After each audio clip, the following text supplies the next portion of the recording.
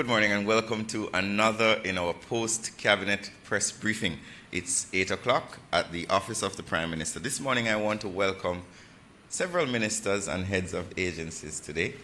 We have Minister, the Honourable Favour Williams, Minister of Education and Youth, as well as Minister, the Honourable Senator Kamina Johnson-Smith, who is the Minister of Foreign Affairs and Foreign Trade, and we have Mr. E.G. Hunter, who is the CEO of the National Works Agency.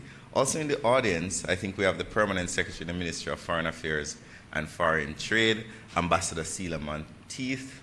We also have Dr. Kassan Troop, who is Acting CEO in the Ministry of Education, Mrs. Michelle McIntosh Harvey, who is the Acting CEO of the Child Care and Protection Family Services Agency, as well as Mr. Varden Downer, Senior Director at the National Works Agency, and Mr. Andrew Evans, who is a consultant on the South Coast Highway Improvement Project. We also have the Permanent Secretary, Acting Permanent Secretary rather, in the Ministry of Education and Youth, who is also here with us, and that's Mrs. Maureen Dwyer. There are many other persons here this morning, but in the interest of time, I would just like to welcome all the representatives from the ministries, departments, and agencies, as well as persons from the media and those watching and listening online. I will run through quickly some of the decisions of Cabinet before we have our presentations. I would like to announce that Cabinet decided to approve Major Karen Burrell as Executive Director of the Financial Services Commission, who is Executive Director of the Financial Services Commission, has an ex officio member of the Board of Directors of the Jamaica International Financial Services Authority. There are also the appointment of several persons to the Integrated Water Management Council for the period of 12 years between the 3rd of July 2023 to the 2nd of July 2026, and that is chaired by Minister Matthew Samuda, who is Minister without portfolio in the Ministry of Economic Growth and Job Creation as chairman. It includes Mr. Yannick Watson, Mrs. Arlene Williams, Mr. Kevoy Osborne, Mr. Omar Alcock, Mrs. Jacqueline Spence-Hemmings, and several other individuals. There was also the approval of the appointment of Mr. Ainsley Henry as the Jamaican Government Permanent Director on the Board of the Environmental Foundation of Jamaica. And this is following the resignation of Ms. Renee Oliphant. We also have the approval of persons to the Electricity Appeals Tribunal for the period of 2 years effective July 3, 2023 to the 2nd of July 2025, and that's the Honorable Miss Justice Retired Gloria Smith, who is the chairperson, as well as Dr. Adrian Stokes and Miss Shirley Ann Eaton.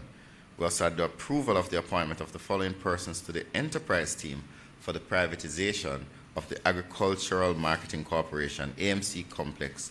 This includes land and buildings on Spanish Town Road, and that's Miss Neryn Small, Miss Raquel Hewitt, and Mr. Vivian Scully. The following persons have also been appointed to the Public Investment Management Committee, which is PIMC, which is a government committee, and that's the Minister of Finance, the Minister of Industry, Investment and Commerce, the Minister of Science, Energy, Telecommunications and Transport, the Minister of Education and Youth, the Minister of Agriculture, Fisheries and Mining, the Minister without portfolio in the Ministry of Economic Growth and Job Creation, the Minister without portfolio in the Office of the Prime Minister, Senator Dana Morris Dixon, the Financial Secretary, the Managing Director of the Development Bank of Jamaica, as well as several other internal persons from ministries, agencies, and departments.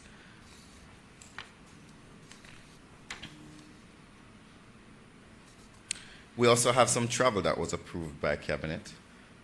We have, some of them have passed, but we will just run through some of them. For example, the third regional seminar on social development, which was held in Chile, and that was the Minister of Labor in June, as well as the 53rd regular session of the General Assembly of the Organization of American States. This was held in Washington, D.C., and it was attended by the Ministry of Foreign Affairs and Foreign Trade.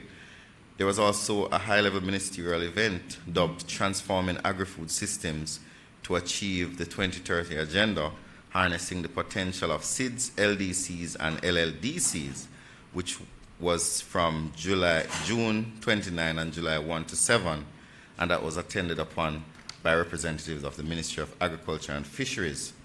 We also had the Community of Latin American and Caribbean States high-level ministerial event in Georgetown, Guyana, in June. That's exactly June 27, and that was attended by representatives of the Ministry of Agriculture, Fisheries and Mining, and also preparatory and joint meeting of Ministers of Foreign Affairs and Foreign Trade of the Central American Integral Systems and the Caribbean Community, and this was held in Belize, attended by representatives of the Ministry of Foreign Affairs. Finally, I would like to announce some contracts that were approved by Cabinet. There was the approval of $1.3 million to EY Services for the provision of consulting services for Phase 4 of the Compensation Review Salary Structure Project by the Ministry of Finance. And this was approved on a recommendation of the Infrastructure Committee after going through the respective procurement processes. Cabinet also approved the award of a contract for the procurement and distribution of textbooks, and I suspect Minister Williams will give us some more details on that. And this was under the Ministry of Education's National Textbook Loan Scheme for the academic year 2023 to 2024, and in keeping with an endorsement from the Public Procurement Commission, this was to the tune of $152 million to Carlong Publishers Limited. We also had another in the same category, and this was for grades 7 to 11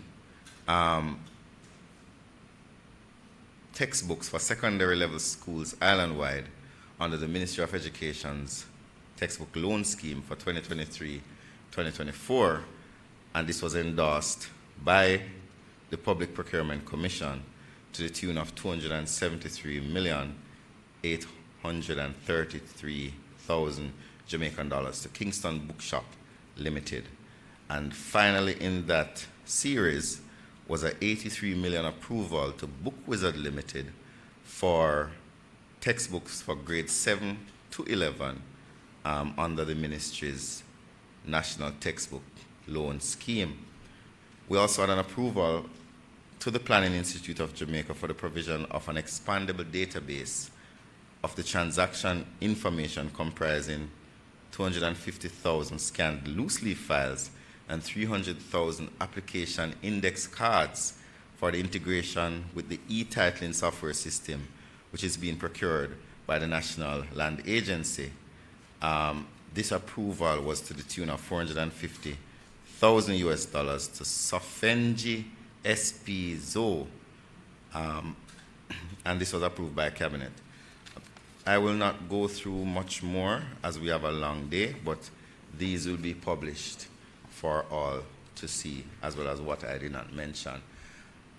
We have 3 presentations today. We have one from the Ministry of Education to update us on several new developments in the education sector, including the early procurement of textbooks for our students, which is something that we should all be proud of. Great work done by the Ministry of Education and the Minister and her team. We also have updates from the Minister of Foreign Affairs, particularly the meetings that we had in CARICOM and several decisions that have come out of that. And also, last but not least, we have a presentation from the National Works Agency to give us a very important update on the South Coast Highway improvement projects. The Prime Minister would have made some decisions recently, and the National Works Agency will be executing those decisions. I think I will invite Minister Williams to be the first to attend up on the platform to give her presentation. Minister Williams. Okay. Thank you. All right. Good morning, everyone. Thank you, Minister Morgan. Let me acknowledge colleague ministers who are here, the team from the Ministry of Education and Youth. Special acknowledgement to Permanent Secretary Acting, Dr. Maureen Dwyer, Dr. Kassan Troop, Chief Education Officer Acting. Let me say good morning as well to the NWA team. And I will begin by saying, even as we close,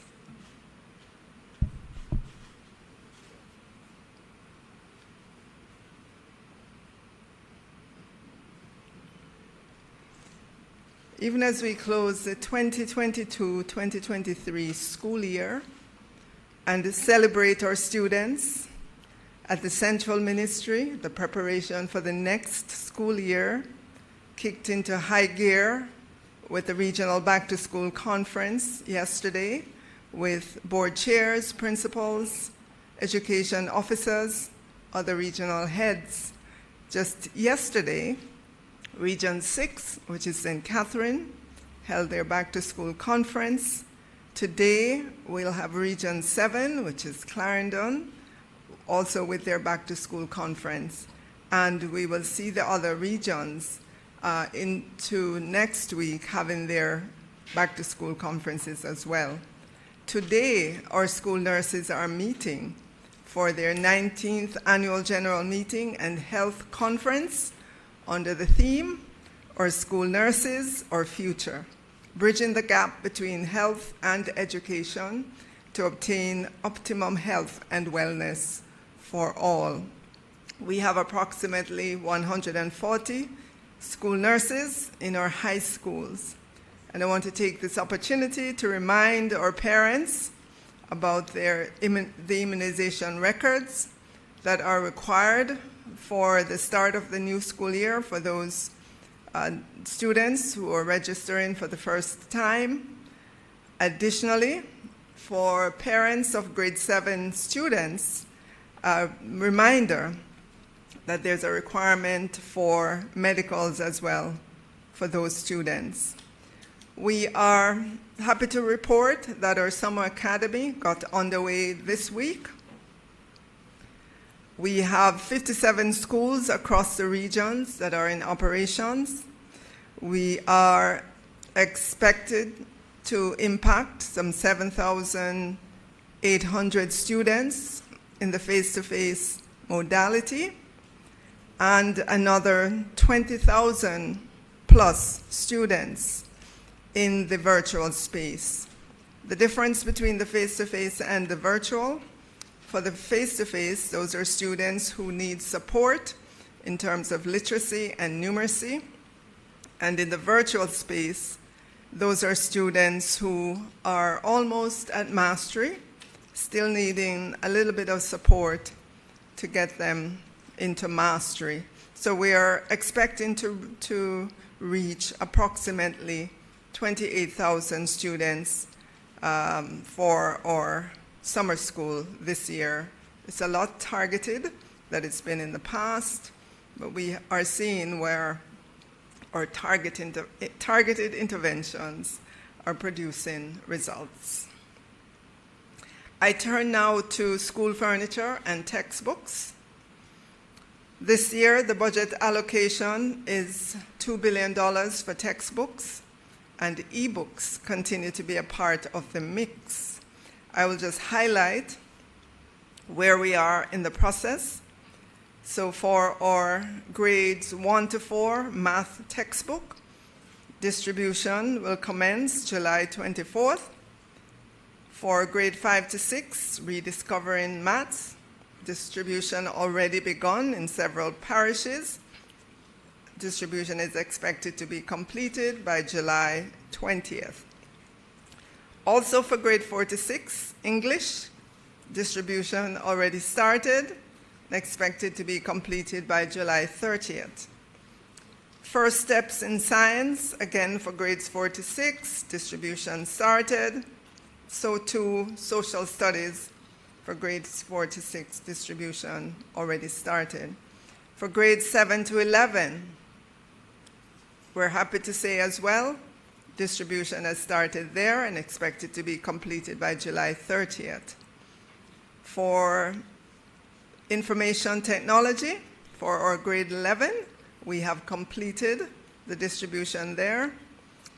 In terms of the e-books for English, grade 7 to 11, the ministry has already received some 11,000 licenses and is in the process of assigning the e-books to schools and to the respective students.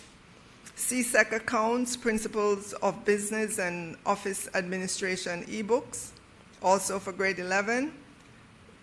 These will be distributed shortly. We are in receipt of the license. Foods and Economics textbooks, distribution started and will be completed by July 14th.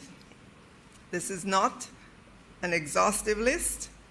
The point is that distribution has begun for our textbooks in the system, and we're happy in terms of the ability to be ahead of the curve this year, and we will continue, obviously, as we go ahead to ensure that we continue to streamline the arrival and distribution of textbooks in the school years ahead. In terms of school furniture, we have 2,100 pieces of student desks and chairs and 100 pieces of teachers' desks in stock and ready for distribution. Production will continue, and we expect that Brownstown High School will deliver 600 students' desks and chairs by July 15th, another 600 pieces by August 15th. Veertech will provide 1,000 pieces by July 15th as well, and August 15th. Mouchette High and Alphonso Davis High are also expected to provide 1,000 pieces, again by August 15th. And then Belmont Academy and St. Andrew Tech will provide 2,500 each. Additionally, we have 12 schools engaged in doing furniture repairs of approximately 8,000 pieces of furniture.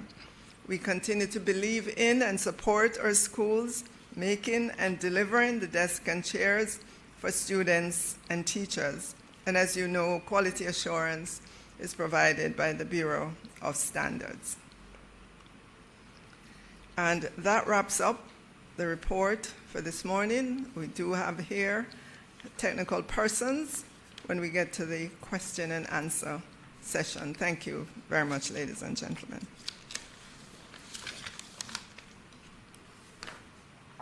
Thank you very much. Thank you very much, Minister Williams, for that important update. We will now have Minister of Foreign Affairs and Foreign Trade, the Honorable Senator Kamina Johnson-Smith, to make her presentation. Thank you, Minister. Allow me to also greet my colleague, Minister Williams, Mr. Hunter and his team from the NWA, supporting MDAs of the Ministry of Education and Youth, my wonderful Permanent Secretary, and of course, Director of Caribbean and Americas, Mrs. Rose Howell, who joins us together with P.S. Doyle. Ladies and gentlemen of the media and the public joining us online and through traditional media, good morning. I am pleased to join you at another post-cabinet briefing to update the country on the work of the Ministry of Foreign Affairs and Foreign Trade. And in particular today, I'd like to focus on the recently concluded 45th meeting of CARICOM heads of government. And I regret that I'm only now doing it, but I was a bit under the weather on return and had to be managing doctor's orders with some national responsibilities and therefore didn't get to report as quickly as I might. So I thank Minister Morgan for allowing me the opportunity here.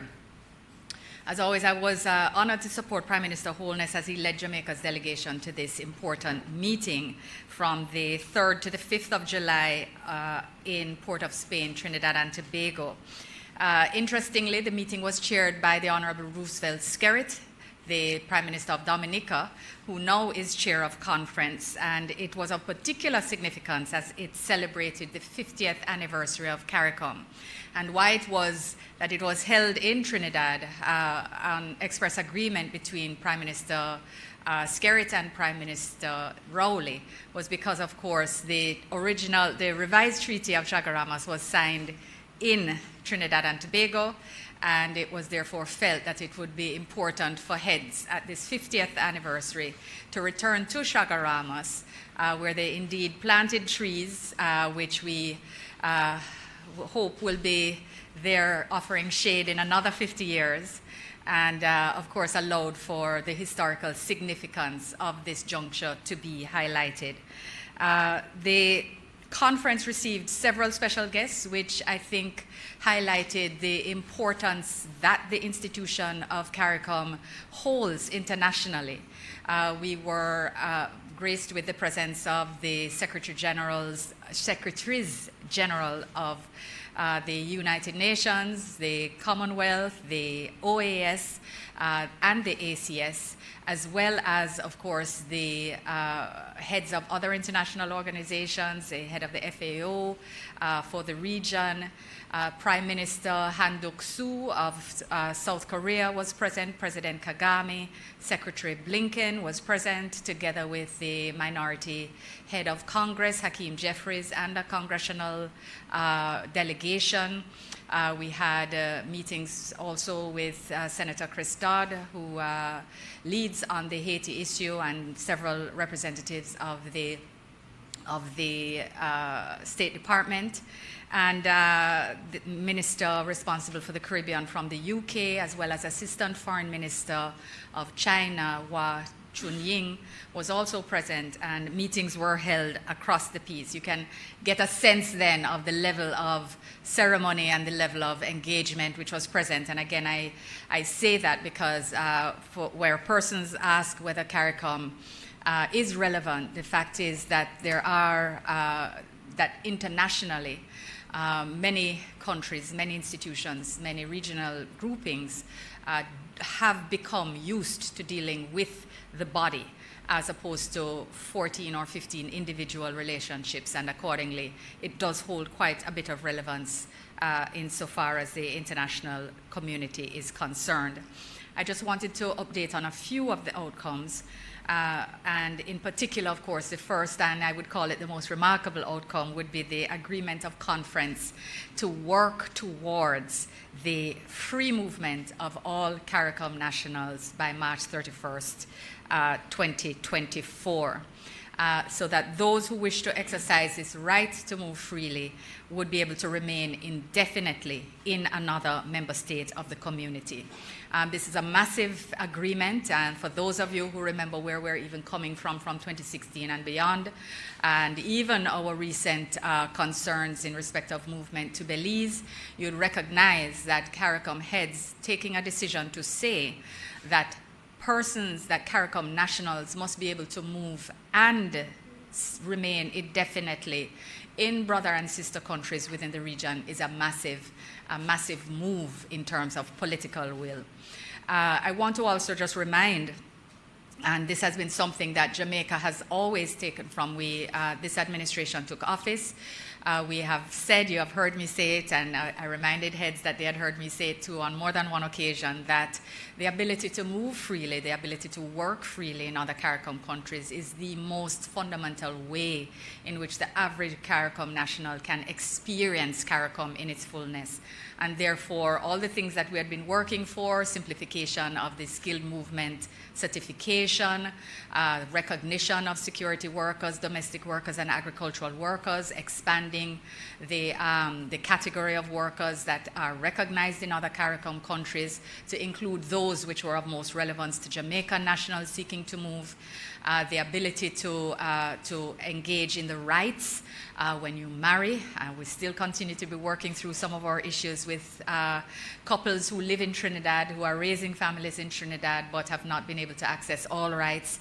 So we raise the fact that there is quite a bit of work that is left to be done to make this real, and that it cannot be a mere political announcement that there is not only the fact and requirement of amendment of the treaty, because the treaty does not provide for indefinite stay, and those who follow these matters closely, recognizing that Shanique Mairi has qualified the right of movement to say that you must be able to support yourself, you must be able to prove that you can support yourself when you move, you must be not a threat to national security or public order, and there can also, of course, be health restrictions that are put in place. We all know Jamaica has strong yellow fever. We're one of the 3 countries in the world that are yellow fever and malaria free. We are very serious about our health restrictions, and we continue to enforce those, as do other countries who have those strong protections in place.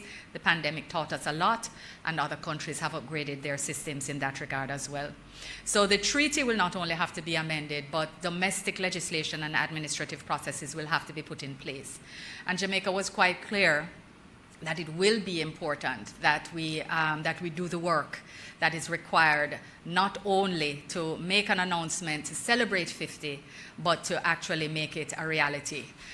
The timeline is ambitious, but I believe that there is a commitment to press. We will see whether the practicalities require any movement, but we will continue the work internally at the technical level to examine all the various steps that are needed. One of the issues, which is of course relevant to Ministry of Education present here, are the contingent rights which attach to someone moving to live indefinitely. If you're moving and you're moving with your family, one would imagine you would have to be concerned about schooling and health. Does the right attach the right to free primary and secondary? Does it attach to emergency health care or all health care? These are things which have to be determined. So we welcome the agreement. We were part of the agreement, but Jamaica did also make quite clear that these things have to be worked out, and you will see those things reflected in the decision when it is circulated, because what we want is for a decision to be implementable. We want it to be something that is worthy of the 50th, and that it is something on which we have been working since we took office. So we are very pleased with the progress, but also very seized of the nuts and bolts that have to be put in place to make it workable, meaningful, and helpful to our average citizens who want to work. I think the fact, and I just want to make this clear in case I hadn't made it clear, that we will be removing all, and this is not effective now, so I want to remember that. I want everyone to remember that this is not effective now. The timeline is March 31, 2024. That the requirement for skills certificates for the different areas, I don't know if you realize we spent 2 years working on the definitions of agricultural workers, domestic workers, and health workers, but we have now agreed that the certificate will no longer be required. So once you have your qualifications from your national institution, you can move and work, and that will simplify things for citizens who seek to offer their services. People will come here, our citizens will go elsewhere. There are no limitations put in place, and this in terms of the concept that's being worked on, in terms of population size that will be allowed to move. We know, for example, Antigua recognizes that the Jamaican population is close to the size of the indigenous population, and therefore this is something that they have always noted as a matter of concern. They have naturalized a lot of Jamaicans, maybe 20,000 Jamaicans in the last iteration, and they have a population of 80,000 people. So the movement is a significant issue for countries, and that this decision was taken is therefore quite massive, and we look forward to continuing to share as we work through on the technical side of these matters. I wanted to also share that in terms of the CARICOM Single Market and Economy heads agreed to set a timeline for bringing a regional capital market into being.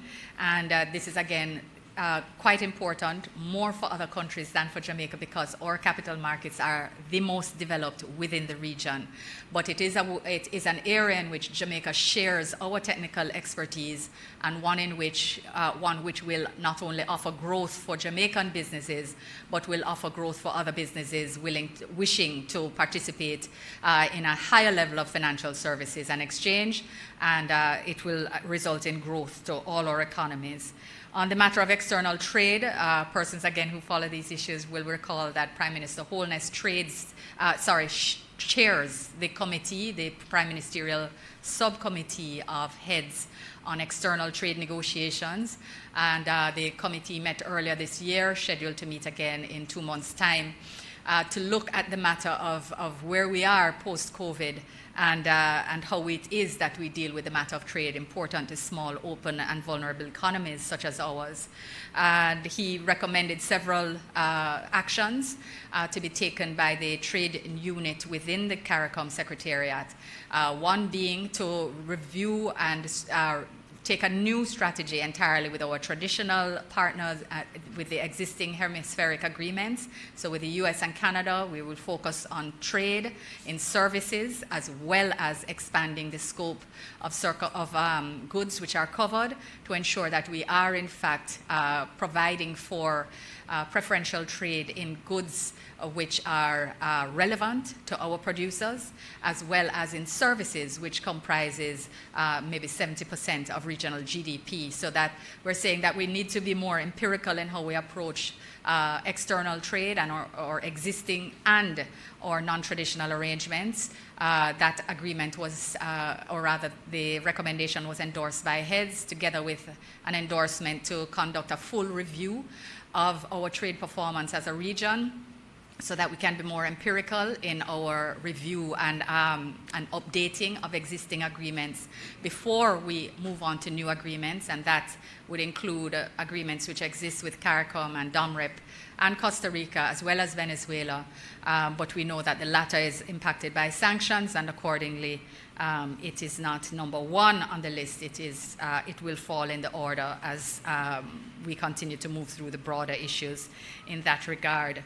On the matter of Haiti, I wanted to raise the issue of how heads dealt with this matter, because we in fact made far more significant progress in terms of determining as a body of member states what is needed for us to support Haitian-led solutions, and indeed sustainable-led Haitian solutions in their efforts to return to peace and stability. And so I think at this meeting there was demonstrated greater cohesion and greater clarity. All of the heads present, and in fact most if not all visiting guests, commended CARICOM for the work that they have been doing, commended the work of the Eminent Persons Group, and expressed appreciation to the government of Jamaica for hosting in a neutral, safe, and inclusive way the more than 50 stakeholders who came and engaged in Kingston talks and made significant progress in that regard. So the meeting in Port of Spain was able to harness that goodwill and to acknowledge the need, for example, of the immediate creation of a humanitarian and a security stabilization corridor under the mandate of a United Nations Security Council resolution. So heads approved Prime Minister Holness making a presentation to the United Nations Security Council, which he did last week, Wednesday, literally landed, came to the media center, and we had got special dispensation for him to present virtually, because there were just no flights available for him to be present for the presentation. Presentation was well received, but the critical point to take away is that heads endorsed Prime Minister Holness, recognizing that immediate security assistance is needed for a humanitarian and security stabilization corridor, and that a UN Security Council resolution is needed in order to support a return to peace and stability in Haiti. So for some time we've been discussing the issue of political versus security and whether there should be international security assistance provided, and CARICOM itself had not come to a final CARICOM position. At this meeting they agreed that we were at a stage where it was necessary as part of the solution, and that therefore is important to recognize. It is doubly important to recognize because the Eminent Persons Group is actually arriving in Haiti today for their next round of stakeholder consultations, which will take place over the next 3 days. So we were able to have broader discussions that set this context, including recognizing with the Prime Minister of Haiti confirming his position that he will not seek re-election, so that the support of stability in Haiti and governmental engagement in respect of Haiti is not seeking to establish a particular regime, but is seeking to provide a framework of engagement with the existing Prime Minister in place based on his agreement not to run again for election, and also based on some of the announced agreements which he made here in Kingston, including the expansion of the High Transition Council membership to be more inclusive, and a reshuffling of his government, again to be more inclusive and representative, to allow for a transition to take place in a way that builds trust and confidence, recognizing that security is also an important aspect for there to be the holding of free, fair, and credible elections.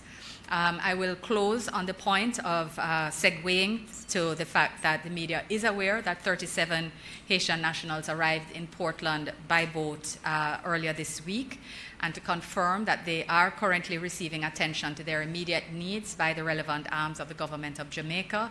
Ministry of National Security leads on these matters. They are acknowledged at this point as illegal entrants, and therefore, but they're housed in comfortable circumstances. I understand the Ministry of National Security will share that information as to the exact location at the point that they see fit.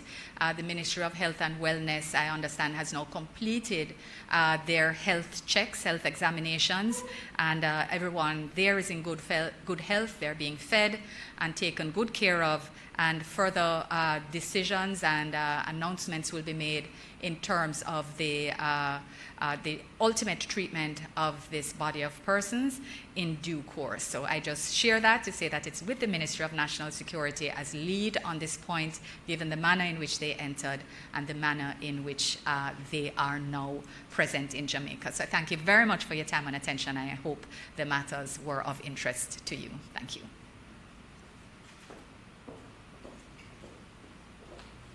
Thank you very much, Minister. I'm going to ask, before we have the National Works Agency, that both Minister Williams and Minister Johnson-Smith attend upon the platform so we can take questions in relation to those two ministries, and then afterwards we'll have the presentation from the National Works Agency. Ministers?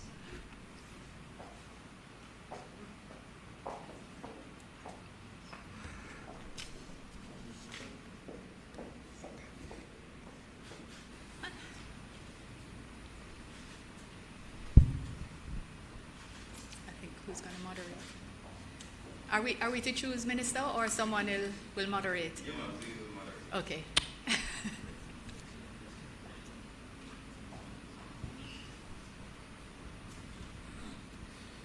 Morning, Ministers. Hal Shane Burke, Radio Jamaica News. To the Minister of Education, 2 questions. There have been reports that some teachers are still awaiting payments for summer school from last year. Have those issues been resolved? Second question, how is the ministry dealing with students who are placed in schools far away from their home or their zones? Because I know of a case where a child who lives in St. Anne has been placed at a school in St. Thomas. How are we dealing with those to ensure that there are no anomalies going forward. Oh, all right, and for those two questions?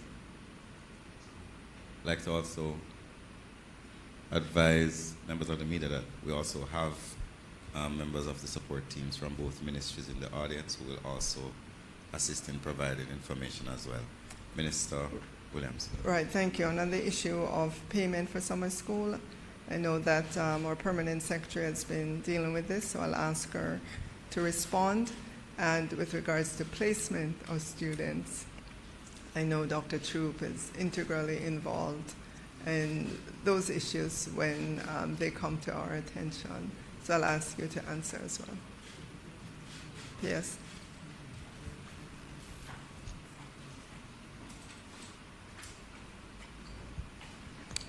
Good morning, everyone. Thank you for the question. It did come to my attention that some of our teachers were not paid, and we're currently in the process of doing an inventory. What we found out so far is that there are some anomalies and some misunderstandings by some of our teachers as to whether the money was placed in their account or the ministry did not pay them. So what we're doing now is to surface our records at the ministry and to get into the records of the teachers at their schools and asking them to look into their accounts to make sure we can reconcile where we are. So that's where we are in the process, but we will give updates as necessary. Yes? I understand that the number is not that significant, so could you give us an understanding of the quantum generally? I believe where we have the highest numbers reported is Region 3 and Dr. True, Region 4, right. But in many of the regions, we're talking about 4 teachers, 6 teachers, and so on. But we're doing the reconciliation now. And there are 7 regions. And there are 7 regions. So 4 to 5 in 7 regions, you can make in about 5 of our regions, the numbers are below 10. Okay. But in others, the numbers are more. And this is out of a total of about 25,000 teachers? I don't think so many of them participated in the summer program, really. Thank you very much, Peter. Right.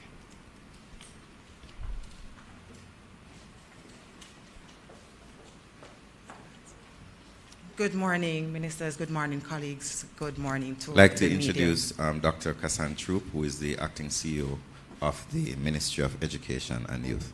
Thank you. With respect to our students who are placed far away from home, we have a procedure in place in all our regions. As long as it is brought to our attention and we look at the grade of the students, the rank of the student in the exams, we dialogue with our principals. And I can tell you, they have been very facilitating. Whenever we have a challenge with proximity, with family concerns, like a parent would come to say, all my children went to Wolmer's Boys, and my other son was placed at Arden. Can you assist us in getting this child down to Wolmer's Boys because of dropping off issues, transportation issues, movement of family? And our principals do work with us. So if you'd be kind enough to give us that information for that one child that you're aware of, we will be very happy. We have been working through those things. And in our natural placement policy, especially for our PATH students, that is something we look out for, and we make sure that if it is that they are manually placed, we place them near to their homes for the purpose of ease of movement and for cost benefits. Dr. Troop, is there any information you can give members of the public in the various regions as to how they reach out to the regional offices to get assistance in this matter?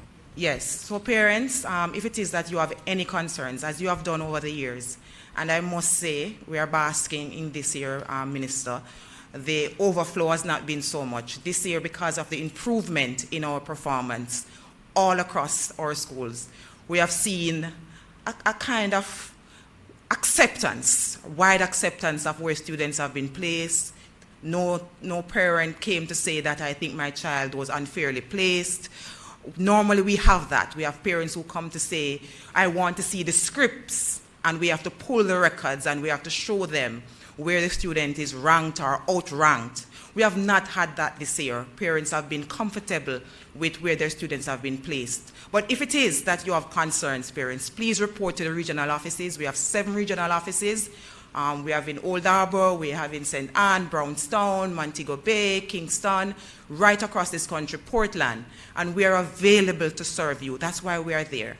And I can tell you, it is not an issue of lack of spaces in our secondary schools. It may mean you want a particular space, but this year, we have spaces available in our secondary schools. For the most part, we have roughly 40,000 spaces when we do our space audit across all our secondary schools.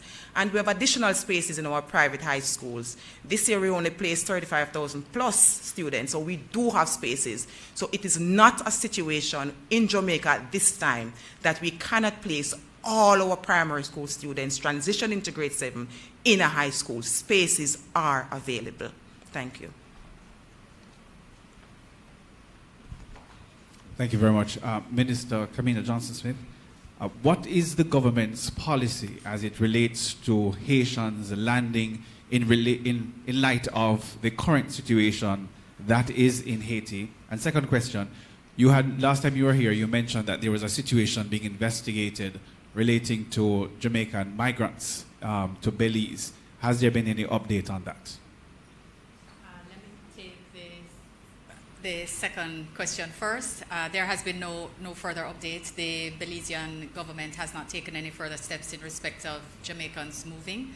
And while we continue to engage with our international partners generally in monitoring the movement, and we're still awaiting information from PICA in terms of our confirmed numbers. The movement, I think, in respect of persons transiting Mexico and Panama have reduced because of a very strenuous imposition of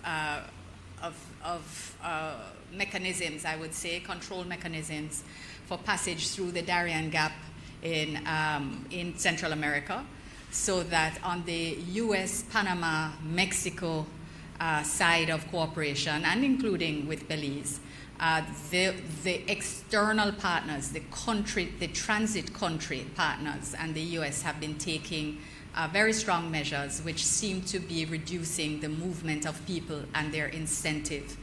I think also people understanding that the rules in the U.S. have changed now, and when they enter illegally and are deported, which many of them are, that they are then banned from even applying for whether a regular visitor's visa or an immigrant visa. So families can no longer file. If you had been filing, if someone was filing for you and you made this misstep, there is now a 5-year ban on your making any such step, that people are taking more careful thought around the steps. So the situation has not worsened for us so far as we are aware. There have been no imposition of visa restrictions, which I had shared with the public was my concern, that where we have visa-free access to Mexico and Panama, I was concerned that with the additional outflow, that those countries might reconsider their treatment of Jamaican nationals in that manner. Thankfully, they have not, and we have remained engaged with them in that regard, and we trust and hope that this will remain the same. In terms of Haitian nationals, we have not taken a fixed policy position in respect of Haitians' arrivals in Jamaica. At this point in time, we know that we are creatures of international law, and we are always guided by that in terms of rules of asylum and refugee status. There has been no claim made in any of that either category by the persons who have arrived, and therefore they are being treated as illegal entrants because this is the capacity within which they have arrived. The matter will be discussed further, but at this time there is no overarching position that is taken in respect of Haitian arrivals in Jamaica at this time, other than as we are guided by international law and our domestic laws as they stand. I think we have a question from Arthur Hall, is it? Oh, sorry. My apologies. Go forward. Good morning. Mark Bantro from 18 Degrees North. My question is to Minister Johnson Smith regarding the... Hold on for me a second. I think your mic may be muted or something. Oh, okay, gotcha. Sorry. So my question is regarding the Petro-Carib agreement. So it is my understanding that in 2019, following U.S. sanctions, Jamaica gave up on an agreement that was extremely beneficial in terms of getting oil from Venezuela. And so my question is, what did Jamaica get in return from the United States in exchange for giving up on this agreement? Just as a context, Minister, that question was asked last week of Minister Vaz, who expressed that he was unaware of any such thing, but he referred to the Minister of Foreign Affairs. I suspect that's why that question is being repeated this week again. Thank you. I note with interest your particular phrasing and contextualization of that question, which seems to presume various pejoratives that I probably won't enter into and won't take offense on behalf of the sovereign government and people of Jamaica, who have a right and obligation to take steps in defense of our people, and who took actions in 2019 to protect our petroleum industry and our energy security by ensuring that sanctions, which had the possibility of shutting down a refinery and ensuring that we had no electricity to power our homes and our schools and our factories and our offices and our government, that we took a position that we would enter into an arrangement to nationalize shares, which took place through an appropriate sovereign legislative process through Parliament, where the matter was debated in both houses transparently, and which has been addressed and been the subject of other legal processes. There has been no quid pro quo, and I'm sorry, but I do take offense on behalf of the sovereign government and people of Jamaica that it would be thought that we could take a decision to protect our energy security on the basis of a quid pro quo. Sanctions exist, they continue to exist because there are positions that are held in respect of the legitimacy of the government and its approach to elections in that country of Venezuela. And those have been taken into consideration by not only other countries, but by the banking systems on which we rely to do commerce and to function as a country. So in sum, no quid pro quo, and we did not give up a right, nor did we give up a right in respect of anything. I hope that the information which I've shared with you will inform your further consideration of the issue.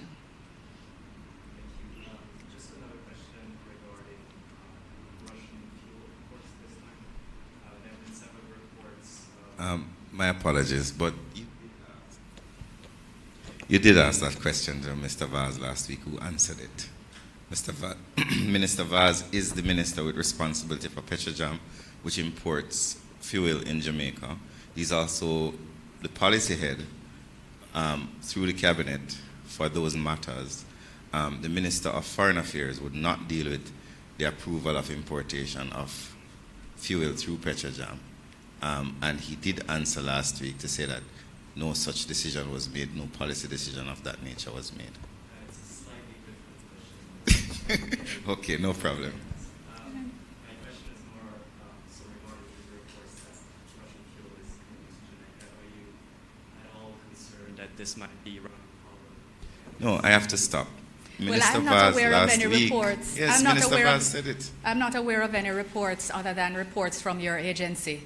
So I'm not aware of any Russian fuel coming into Jamaica. There are no, and I want to reiterate it, Minister Vaz said last week that no approval has been given by the government to import Russian fuel in Jamaica. It is not a fact, it does not exist, it did not happen. Thank you very much. And I'll just reiterate the fact that the government of Jamaica continues to condemn the invasion of Ukraine by Russia. We continue to believe in and to support domestically and internationally the principles of sovereignty, territorial integrity, and freedom from interference from other states. So this is not a position which has changed. We don't have a sanctions regime, as has been indicated previously, other than to recognize UN Security Council sanctions. But we do take actions and are guided where other sanctions affect our national energy, food, or financial security. So I will just state that. Thank you, Minister. I think we have Mr. Arthur Hall. Minister Arthur Hall from the Jamaica Observer. The CARICOM meeting, we agreed that we're aiming for next March for the free movement. Have you identified the pieces of legislation which would have to be adjusted in Jamaica? And with the issues that we have with the Chief Parliamentary Council and even the Legislative Committee at Parliament, how can you get those legislation amended and ready to meet March deadline? Right. So the issue is actually not going to only be a Jamaica issue. In terms of Jamaica, we are going through the process of recognizing. Clearly, the most important one will be that very same piece of legislation that is in the throne speech awaiting amendment to add the additional 3 categories of workers. That one will have to be amended because it deals with the free movement and the free movement regime and movement of skilled workers, regime as it currently exists. So that is a major regime. But we will also have to be looking at customs, and we will have to be looking at immigration, and we will have to be looking at the rights which attend in terms of the administrative side of access to school and health. We will have to be looking at what it requires to enter. And this is not, again, it's not Jamaica. So we have passports, we're moving towards NIDS. The OECS has a national ID, which is not secured by biometrics. Barbados has their own NIDS with biometrics. Does the same, will Barbadian be able to travel with their NIDS, but will someone else be required to have a passport? Will everyone? These things have to be worked out. So heads embraced a grand political will to say, let us move towards this. It's been 50 years we've been talking about this thing. We have to press to move everything forward.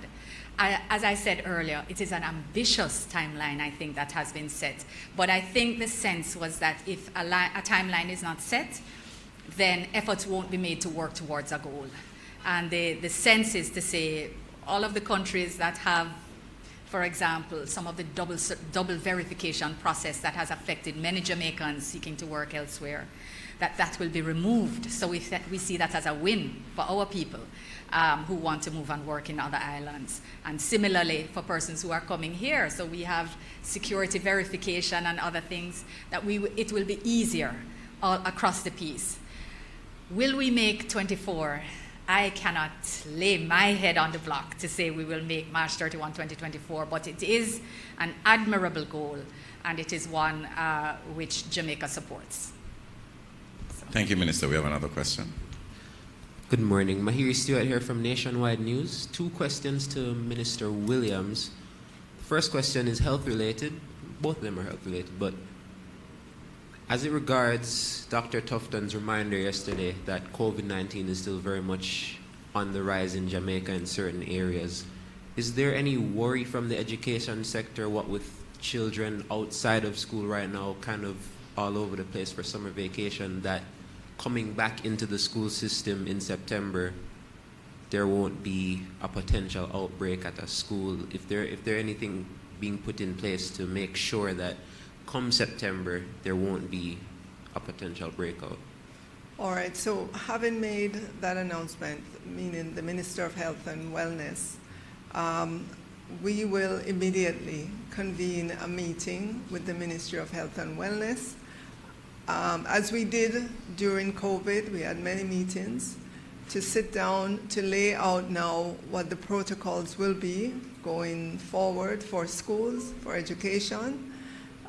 We have obviously to take that announcement very seriously, and that we will be doing. Good thing we're in the summer break now, So that allows us time to prepare for the next school year and even during the summer. Okay. And my second question would be, we received a report yesterday from a disgruntled parent saying that their child was unable to get through to a school that they passed for because they're wheelchair bound and the school wasn't able to accommodate for the student. Is there anything, or is there anything already being put in place for the schools across Jamaica as it regards incorporating something for students that may need extra accommodation to also take part in school? Sure, I'll begin and probably Dr. Troop can give me some details, but I know we've made concerted effort to ensure access for wheelchairs, to ensure that our classrooms are inclusive. We provide support for children experiencing disabilities. And to the extent that there's a particular school and we don't have that facility, we will have it in place for September. Yes. Thank you. I suspect you may wish to remind post-cabinet about the COVID task force that you had. During the COVID, yes. And that there is always the possibility of pulling those people back, re-engaging them, if the data suggests. I suspect we have exhausted the questions for Minister Johnson-Smith and Minister Williams. I hope that they will stay with us for this important presentation by the National Works Agency. So thank you, ladies. I really appreciate you attending PostCap today. We will now invite Mr. E.G. Hunter, CEO of the National Works Agency, and I suspect you may want one of your colleagues to accompany you. Thank you, Mr. Downer. It is good for you to attend up on the podium. Welcome to Post Cabinet, sir. Yes, thank you very much. Mr. Downer will also associate himself with Mr. Hunter for the presentation. Thank you. Thank you, Minister Morgan. Good morning, everyone. Ministers, colleagues, members of the press.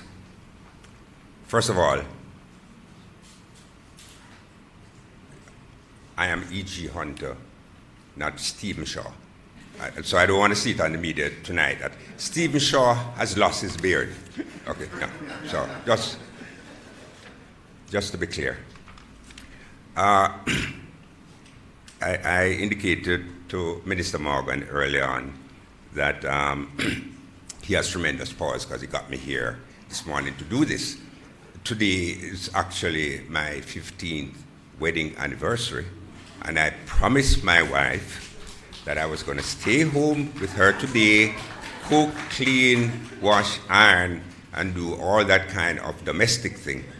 But another type of duty calls, and so I'm here. We thank your wife for her understanding. Thank you. Now, we've been asked to make a presentation on the South Coast Rehabilitation Project. And to a certain extent, I suspect that there might be a feeling that we ought to be in somewhat of a defensive mode, and particularly coming after two ministers who are at the tail end, and in cricket parlance, tail end batsmen can't bat. But I would like to suggest that we are, in fact, the opening pair, okay? We do have some good news and some positive news regarding the project. And I think, there is a narrative, I feel, that anything that we do locally must be of a lesser standard.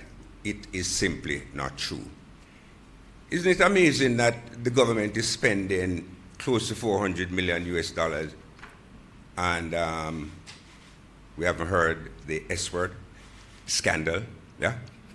There is no allegation or supposition that anyone is in the till when it comes to the South Coast project. Indeed, and in fact, I'd like to inform that the South Coast project is being implemented in full compliance with all the fiduciary responsibilities that the various entities and agencies of government that have oversight responsibility have imposed on the government. So all the subcontractors have been selected competitively. In an open and transparent tender process. All the subcontractors are tax compliant and have been awarded contracts in accordance with their grades. We are audited quite frequently, both by the Auditor General Department as well as the Integrity Commission. So I would just like to put it on the table that in terms of the execution of the project, we're in full compliance with first world standards. Now, do we have some problems? Yes, we do. Are there some things that we could have done better? Certainly, there is. Have there been lessons that we learned? Definitely so. So the presentation I'm about to do will be shared with the media, so the details of which you will have. But Mr. Dona and myself are engineers by profession, and so we are more comfortable with numbers than we are with the verbiage. So I will go through the presentation very quickly. If I miss or gloss over anything, you will be provided with a copy. Now, the South Coast project represents perhaps the largest integrated infrastructure project being done by any government at any one point in time. Now, of course, there were projects before. For example, the JISTV program, which was $400 million US. But again, that was not a particular project in a location. It had several locations island-wide. This is an integrated project running from Harborview in one extreme to Port Antonio. We have subdivided the project into 16 components, which means that the work will be conducted in 16 different physical locations. Currently, we are working in 11 different locations. And obviously, that has posed a challenge. To have sufficient boots on the ground, to have sufficient coordination, to have sufficient oversight in 11 different locations is a challenge. And you might ask the question, why did we choose such an ambitious agenda? The truth is that this program is being funded significantly by a loan from China Exim Bank. And one of the consequences of loans, in particular bilateral foreign loans, is that there's usually an aggressive timeline in which the funds have to be spent, otherwise you lose the funds, and it's a bad mark on the country. So we have had to implement the project in a very aggressive mode, and that in itself does have its consequence. But we are confident in our position that the 2-3 years of discomfort and challenges that we face will shortly be supplanted by 50 years of enjoyment of the infrastructure that we're putting in, because that's a lifespan of the infrastructure that we're putting in. So if you look at the map on the table, you will see on the screen, you will see that the project runs from Harborview all the way to Port Antonio, through Morant Bay, Port Morant, and there is a spur that goes from Morant Bay to Cedar Valley. And that will be assisting the farmers to get their products to market.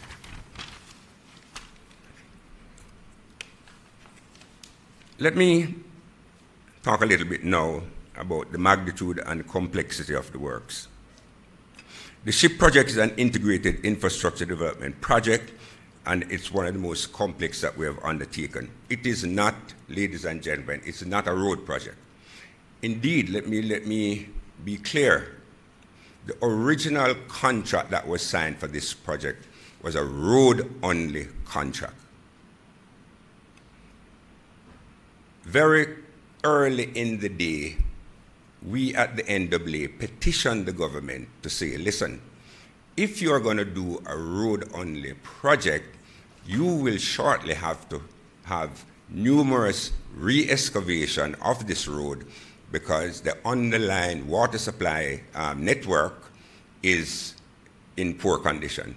Now, it so happens, as some of you know, in my previous life, I did have a sojourn in the water industry, so I kind of have intimate knowledge of the state and condition of the water supply infrastructure island-wide. So I was able to leverage that knowledge in the interest of this project, and the government accepted the thesis that we should migrate from a road-only project to what we consider to be a full infrastructure project.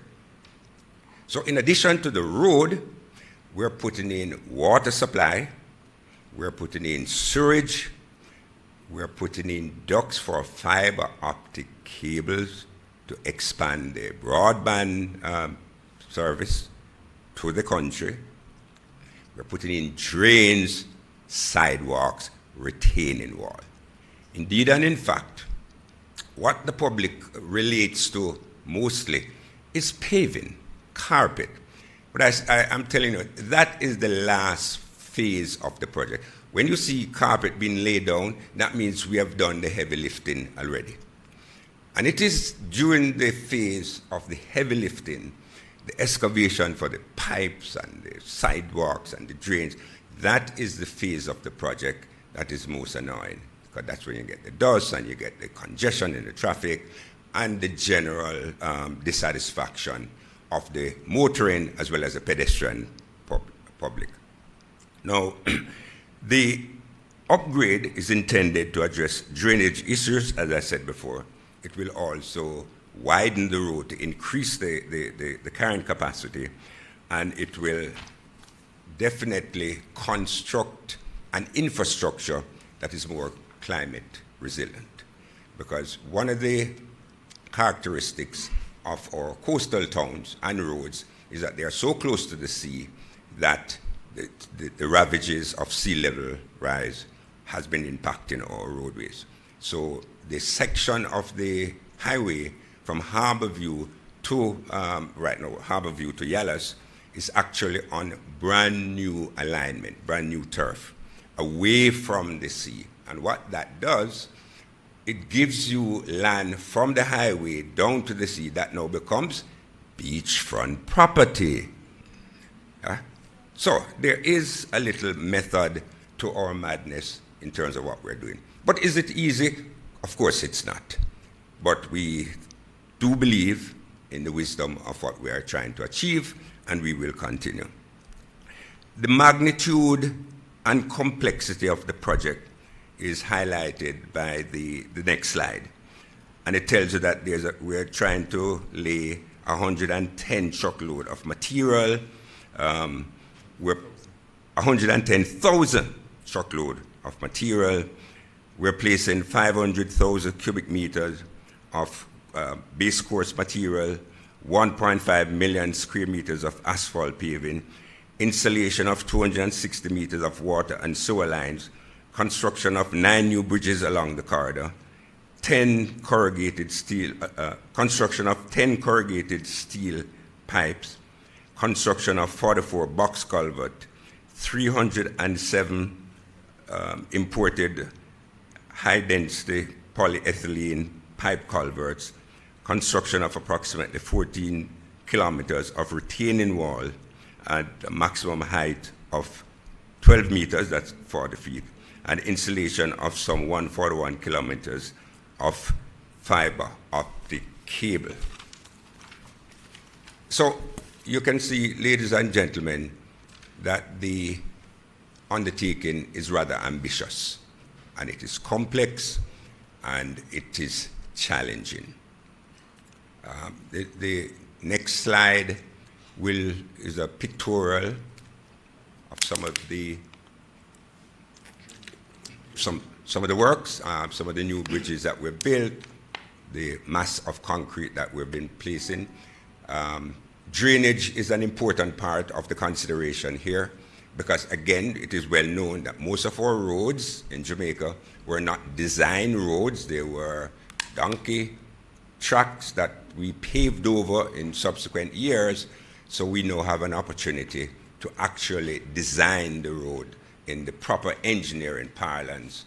And so the roads have the right camber so that when the rain falls, it only stays on the surface for the intended time period, and then it flows to drains, which takes it away. So all of this goes into the design and the construction of the infrastructure. Next slide, please. The next slide up will be one. Oh, there was a slide that showed, could you go back to the one, Andrew? Yeah. So this is what the public likes. Yeah, this slide. Carpet. And in fact, every time we pave a section, the project team sends me photographs of paving, and I send the photographs on to Prime Minister and Minister Warmington and everyone who is involved, because paving is a recognition and acknowledgement that we are getting there. So I'm very pleased whenever I get the pictures on paving. Now, where are we now with this project? And I think that is what most people want to know. Tranche 1 of the project, as I indicated before, the project is subdivided into 15 local packages and 1 package being done by Czech itself. So that's 16 discrete packages. We are currently working on 11, which means that there are 5 more to be done. Of the 11 packages that we're working on, the segment from Harborview to Yalas, that's 17.4 kilometers. That segment is intended to be completed by the end of August. And that is your classic highway section with 4 lanes, Jersey bar down the middle for safety, and it has all the fandangles, the fiber optic cables, the water supply, everything is there. From Yalas all the way to Port Antonio, we go back on the existing alignment and we're doing the road improvement. So the design and construction of that first segment is different from what we're doing from Yalas into Port Antonio. But it is my understanding that the government's intention is to progressively build out the remainder of the highway component until you get to Port Antonio, because that is already designed. But because of budgetary consideration, we're just doing Harborview to Yalas now as phase 1, and then that will continue to be done progressively. So package 8, 10, and 14 have reached substantial completion. In fact, one of the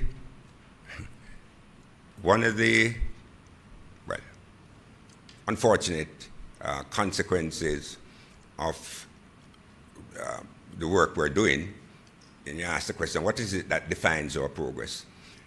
Regrettably, what defines our progress is the section from Yalas to Port Antonio, because that's where most people drive. But if you were to go on the segment from Harborview to Yalas, you will see that of the 17 kilometers, 14.4 is done. So, I mean, it's almost done. The only section that remains would be the little section in Bull Bay. So if it is that you want a definition, what is it that defines the project, and you go on that segment, you say everything is fine. The segment from Morant Bay to Cedar Valley is also substantially complete. And if that were the segment that defines the project, then everyone would say we are heroes. Regrettably, it just so happens that the segment from Yalas into Morant Bay, we've had problems on that segment, and regrettably, that segment tends to define the project. But we have taken some management decisions which we think will cauterize whatever problems we're having on that segment. And so we think that, well, our program is that by the end of August, we will have substantial completion for segments 8, 10, and 14, as well as from Harborview to Yallas. And, some of the discrete sections. These are discrete sections. So remember what we did, we divided. And again, right, the locations. Yes, yeah, I understand, yeah. And again, the segments are not contiguous because when the project was designed, we did the economic analysis, and the economic analysis pointed us to the segments that are most profitable, and so we decided to do those segments first. But we will provide you the, Andrew, can you recite the geographic areas for? So from Yallas Bridge to Port Antonio, it goes package 1. From Yallas Bridge to Port Antonio, it goes continuous package 1 through to 13. And then from Morant Bay up into Cedar Valley, it's split into 2 packages, packages 14 and 15. Mm-hmm. So that's defines it. So when you say package 1, you're talking about Yallas Bridge. Package 13 is in Port Antonio. Okay. So each of these packages does have a geographic reference which we can give. Challenges. Regrettably, the challenges and the impact of these challenges on the public tends to be what makes the news. And that's understandable. You know, in our business, we really don't expect to get a pat on the back. It's quite often a pat on the back usually has a dagger in it. So, you know, we take our blows as we go along. But the COVID pandemic did have a significant impact on the project. There were areas in St. Thomas that were quarantined. We couldn't do any work there. So that has had an impact. Land acquisition is another major concern. Mr. Johnson Smith is an attorney by profession. And the land acquisition legislation, which we have, is a 1947 piece of legislation. And so we are acquiring land the same way that we have been from 1947. There's been no innovation. And usually, in a perfect world, we would have acquired the land for the project before we start the construction. Regrettably, the government does not have that facility. So we start acquiring land once you get into the contract. So we're always chasing after land to move the work forward. And there are some very, very entrenched challenges in land acquisition. And understandably so, because most land, the government acquires land under the principle of eminent domain, which gives a state the right to take private property. And in some location, you do it and you don't compensate. In our situation, we have to do compensation. And so there is the need for a balance between an individual's right to own property and enjoy property and the government's right to acquire that property whenever the government needs it for a public purpose. And so it's a delicate balance. So we can't just go on a property and say, well, you know, my project is behind schedule, move out, you know. We have to go through the legislative process. The other thing, too, is that the law as it now stands only allows the NLA to deal with the owner of the property. And most of the properties are not occupied by the owner. So the owner is somebody who's in England and the relatives live on the property. And so there has to be one transaction with the owner, another transaction with the occupier. And even when you've concluded the transaction with the owner and the occupier, you can't just go and throw them on the street. We've had cases where money has been paid, everything is settled, but the lady says, well, you know, the house I was to move into, it's not ready yet, my 3 children. The last thing the government wants is a headline that says, government throws family on the street so it can advance a road project. No, we would never live that down. So there are challenges. Currently, the segment from Harborview to Yalas is encumbered by the Bull Bay police station. Again, on the one hand, the government has an interest in advancing the road construction. That's what we want. But at the same time, the government also has an interest in terms of ensuring the security of the Bull Bay area. And that delicate balance is something that you know, resonates with us, and is one of the challenges that we face. The availability of skilled workers. Again, everybody wants a job, but not everyone is skilled.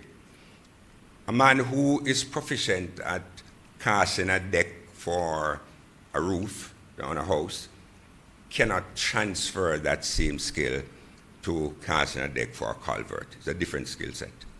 And so what we find as well, especially with 15 packages, with 10, 11 packages going on simultaneously, there's tremendous competition for the skill set, which in itself is in short supply in the area.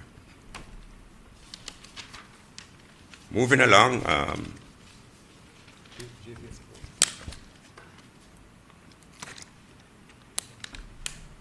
as we all know, the utilities use the roadway, the right-of-way, to transport their product and service.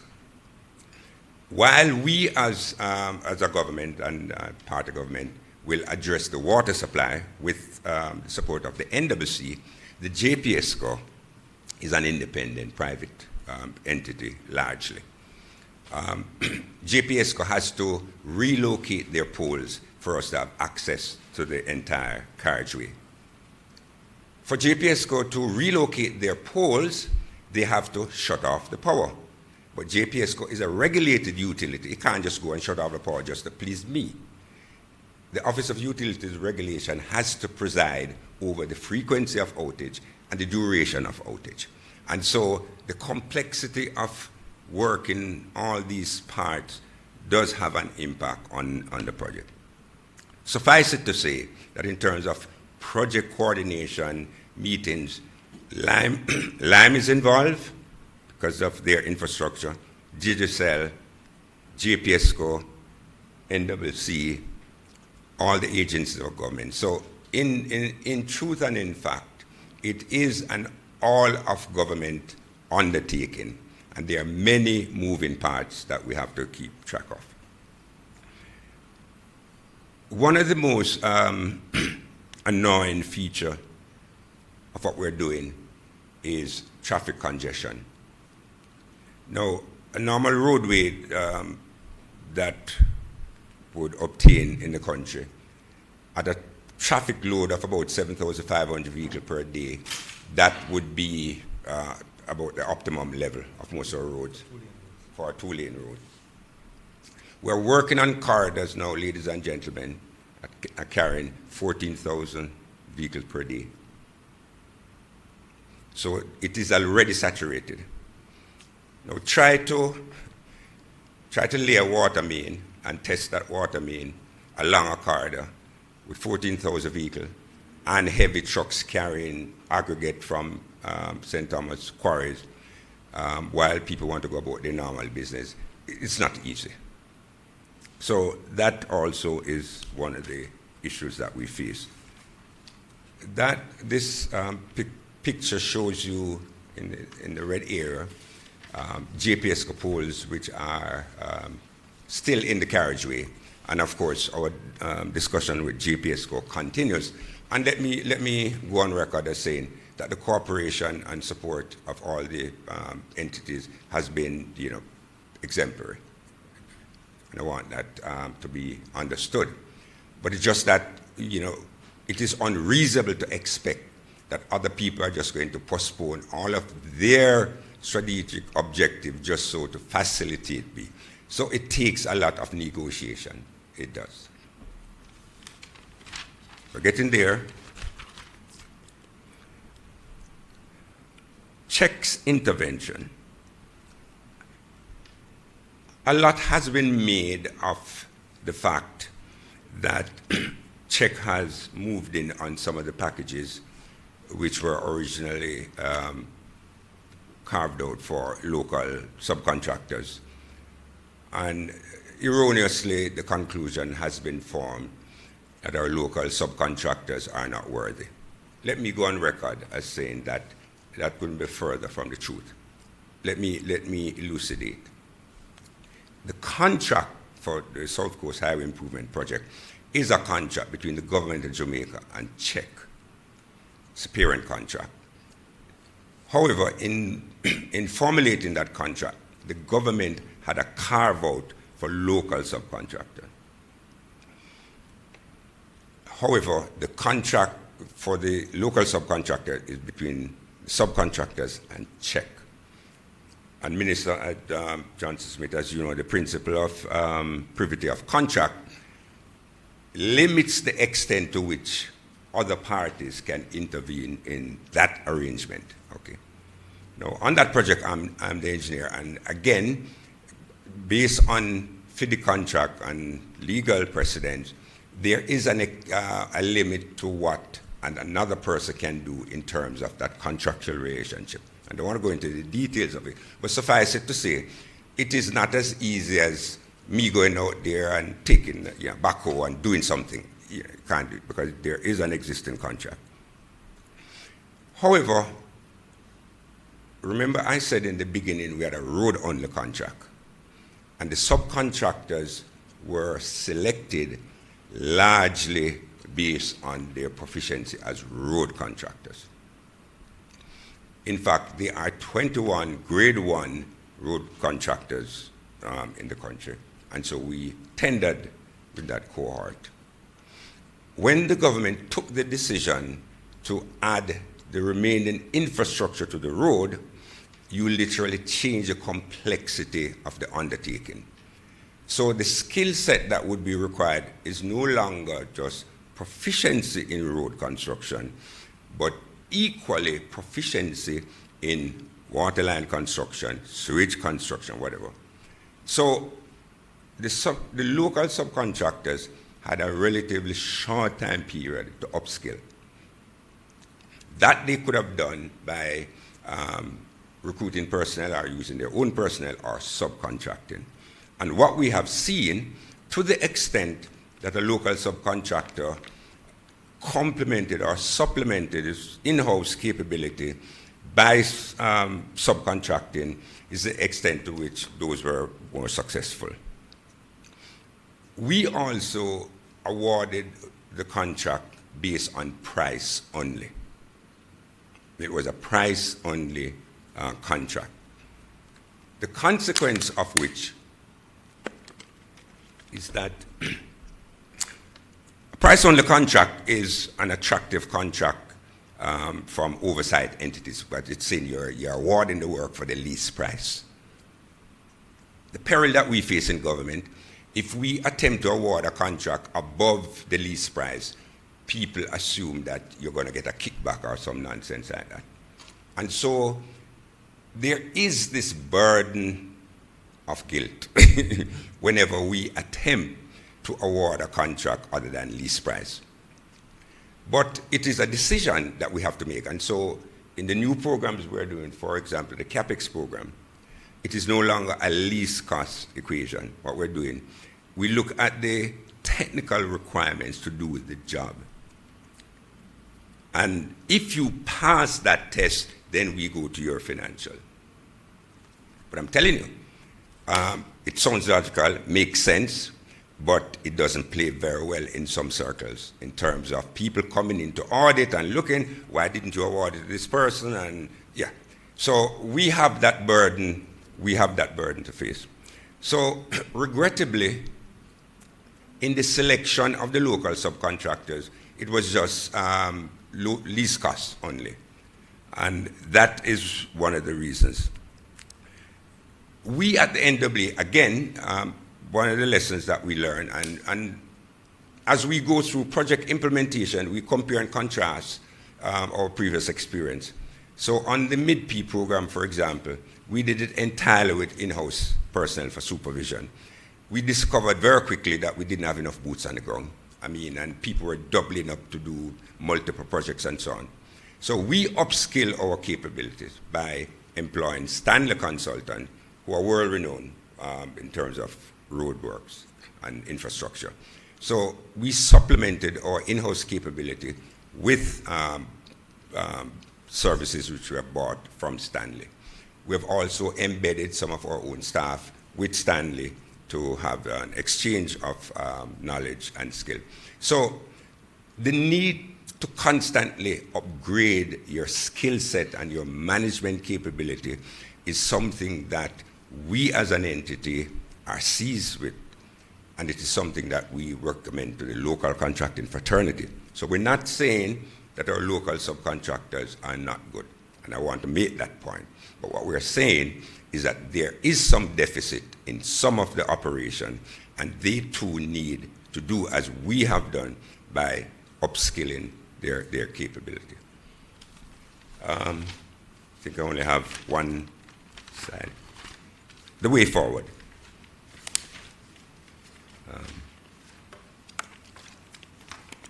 As you all know by now, the Prime Minister has issued me an edict to take direct responsibility and supervision for the project. So I will be moving to St. Thomas shortly, and late. And I now have a perfect excuse when my wife says, why are you coming over 2 o'clock in the morning? I'm coming from St. Thomas. Okay, so that's a good excuse. But again, what it means in reality is that as we get closer to the various deadlines that we have set, we have to increase and improve our vigilance. The notion of supervision is something that needs to be clarified. Under the various contracts, the engineer, which is us, we don't have a legal prerogative to supervise the contractor per se. And again, I know this is not, I've been in Parliament at committees and I've, pains to explain this to a number of persons. And there's a body of law and decisions that speaks to this. What it is that in the contract, the first money we pay a contractor is for the contractor to hire the requisite staff to supervise. It's called the contractor superintendent. And that's a lot of money you pay. And the contractor is supposed to go out and hire the people. What it is that we will do is to ensure that the contractor performs the work in accordance with the contract and to the specification in the contract. In theory, or in law, if a contractor gets a contract, he ought to perform his contract, whether or not there's somebody watching him. Yeah? He warrants, when you look at the contractor warrants to perform the work as set out in the contract, with or without the intervention of another party. But even with that legal comfort, we still are out there, and with Stanley and ourselves, working with the contractor, assisting them. At this point in time, we have the commitment of Czech, the main contractor, to have a more aggressive role, largely because the contract is between Czech and the government looks to Czech to deliver the product at the end of the day. Czech's relationship with their subcontractors is something that we've also worked on, because at the end of the day, we will not succeed unless all the parties to this contract are in unison. There has been disturbance to the population, especially along the areas where habitation has taken place. The segment from Harborview to Yallas, nobody knew about that because it's just mongoose and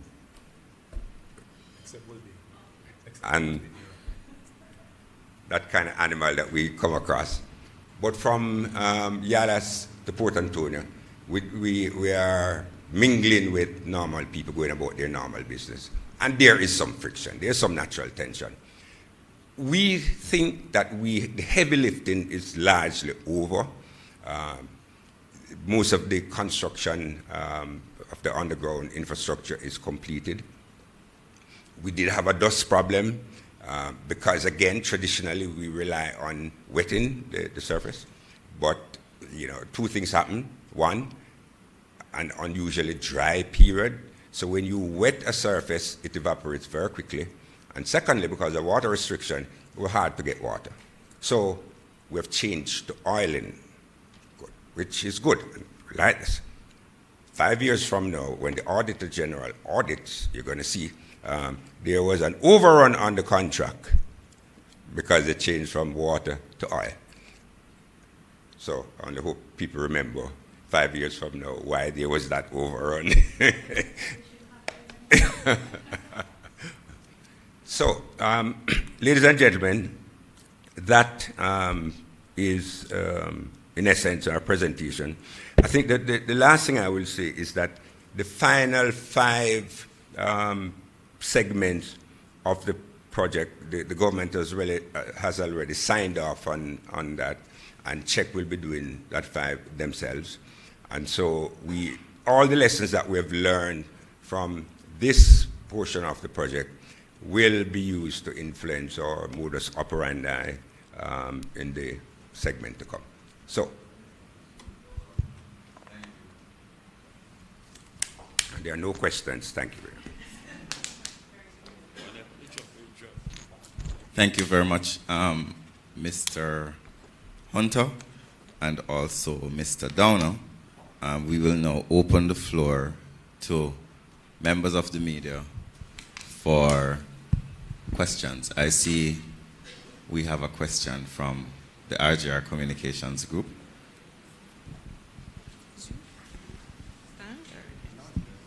Okay. Good morning, Mr. Hunter. My name is Shauna Small. I'm a reporter at the Jamaica Gleaner. My question is in regards to the concerns that have been aired about the local contractors on the work, including from Minister Everald Warmington as well. I want to know, how much of the delays that we've experienced on the projects can be attributed to the local contractors. Also, you mentioned earlier in your presentation that the project has to be completed in a certain time because of a loan from China. What was that timeline that was given by China for the project to be completed? All of it. Thank you.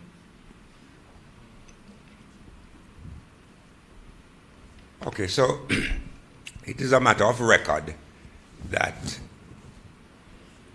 the performance of some of the local subcontractors on particular segments that to which they were assigned was not to our satisfaction. And regrettably, that is what makes the news. But there are segments being done by other local subcontractors which we have no problem, and they've been doing extremely well. I would rather, I can think of Morant Bay to Cedar Valley, which has been done by Alcar and Smith Asphalt. Those have gone very well. YP Seaton's component has gone very well. Construction Solution has gone very well. Alcar Construction has gone very well. So if you look at the number, the majority of the local subcontractors have done well. There are, however, a number of local subcontractors who had challenges. And the reason for the challenge that I indicated, from what we have seen, was that they did not have the requisite management infrastructure to be able to undertake the works. In fact, I tell you, one particular subcontractor, S&G, that's known for roadworks. They employed another company, Smith Warner, to manage the project for them. So there are a number of options available to local subcontractors in order for them to upskill. Those who adapted to the new dispensation were the ones that succeeded. Those that didn't adapt or took a long time to adapt are the ones that had problems. But again, the position of the government, while we will call out dissatisfaction with the performance of a particular subcontractor, our contract is with the main contractor. So, I don't go to bed thinking about what I'm going to do about a particular local subcontractor. I go to bed or wake up in the morning, contemplating what I'm going to do with respect to the main contractor, because that is a contractual relationship, okay? And I think in my earlier presentation, I did outline, some of the challenges, moving from a road-only contract is simple. You put on base course and you roll it and you pave it and everybody is happy. When you are laying main, 3 meters underground and then there's the water, and doing all of that while you're keeping existing service going. Because there's no householder who is going to accept that, oh, my water supply is going to be out for 4 weeks while you're doing this. No. You have to keep the existing service going. They have to have their telephone service. They have to have their electricity. They have to have their water while you are putting in the new infrastructure. Believe me, ladies and gentlemen, that's not an easy task. In other places, they would cordon off an entire area, nobody goes in there, and everybody moves out, and so you have virgin area in which to work. We are trying to do this while people are going about their normal business. The other question you asked was in respect of, the loan period. Okay, so most loans are negotiated by the Ministry of Finance, and there is what's called a terminal disbursement date. And for this particular loan, and with the terminal disbursement date, there is the facility for that to be extended. I can tell you that we have requested an extension.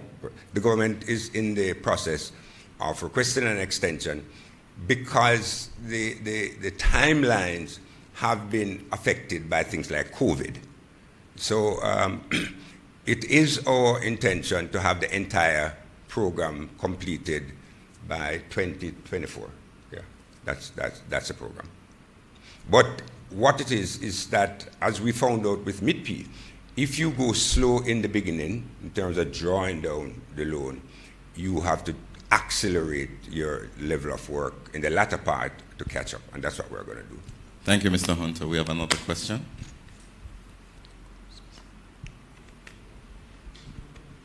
Yeah, just Mahiri Stewart from Nationwide News. Just to get just a bit more clarity, what can the public expect from E.G. Hunter, the supervisor of the project, as opposed to just E.G. Hunter, the CEO of the NWA?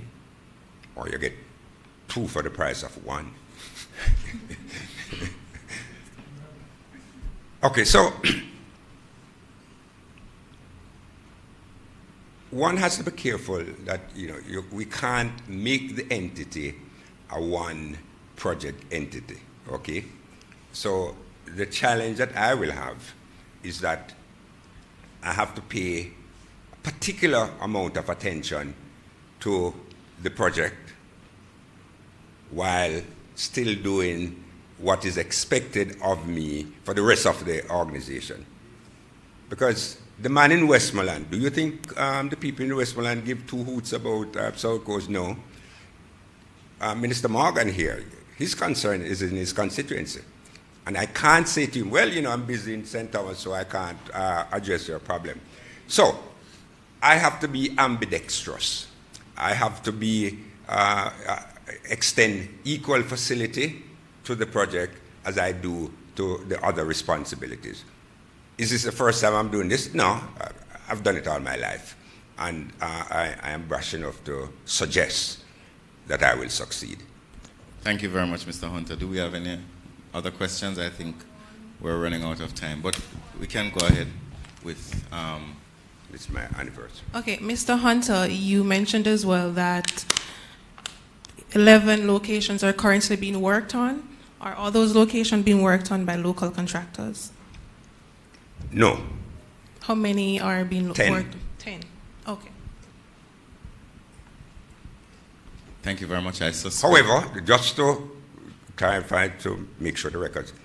So Czech is working on Harborview Terrace by themselves, and of the 10 that are now being done by local subcontractors, Czech is also intimately involved in some of, I think, 3 or 4 of those, more than they are in the others. Thank you very much, Mr. Hunter. Thank you very much, Mr. Downer. Thank you, sir, and thanks to the audience. Well, today was a very extensive post-cabinet press briefing. I'm very happy that Mr. Hunter and his team were able to join us. I want to thank Minister Favor Williams and her team from the Ministry of Education and Youth, as well as Minister Camilla Johnson-Smith and her team from the Ministry of Foreign Affairs and Foreign Trade. Also members of the media who attended and asked some very important questions. And also you, the viewers, who have been with us for the past almost 2 hours for this special post-cabinet press briefing. We want to say to you to have a wonderful, have a safe day, and until next Wednesday, 8 a.m. sharp, stay tuned for another post-cabinet press briefing. Thank you.